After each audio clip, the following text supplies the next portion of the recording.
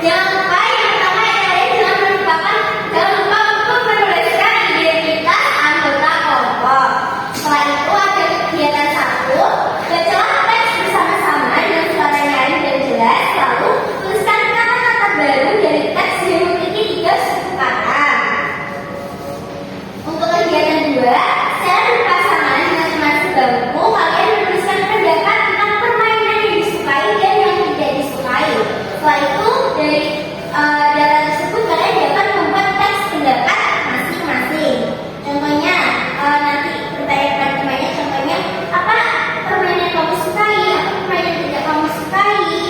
Seperti bunga tidak menyukai sepak bola karena dia perempuan, dan seterusnya ya, gitu kan?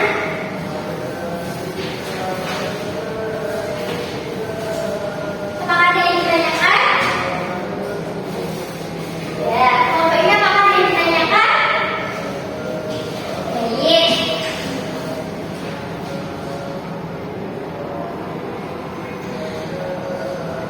Apakah sudah semua? Sudah, Bu. Dari kegiatan 1 kita baca bersama-sama dulu ya. Ya, Bu. Ya, Bu. Yang ini, Bu. Ya, yang cerita pertama dibaca bareng-bareng. 1, 2, 3. Peda uber di taman ceria. Sore hari Dika dan teman-temannya bermain peda uber di taman dekat rumah. Mereka berlari dan menikmati udara sejuk sambil ketawa gembira. Nah, baik. Setelah kalian baca secara bersama-sama, kalian bisa menuliskan kata yang terdiri dari 3 suku kata atau lebih pada tabel yang sudah disediakan di situ ya. Oke, ada yang ingin ditanyakan? Tidak. Baik, kita mulai maju ke depan buat menuliskan kata yang sudah dituliskan di kamus dan buku kita.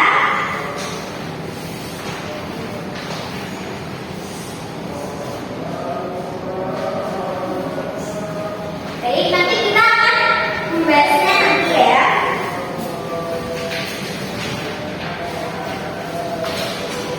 Baik, untuk kegiatan 2 apakah sudah semua? Sudah. Kelompok 1 boleh mempresentasikan ke depan. Kegiatan 1 maupun kegiatan 2.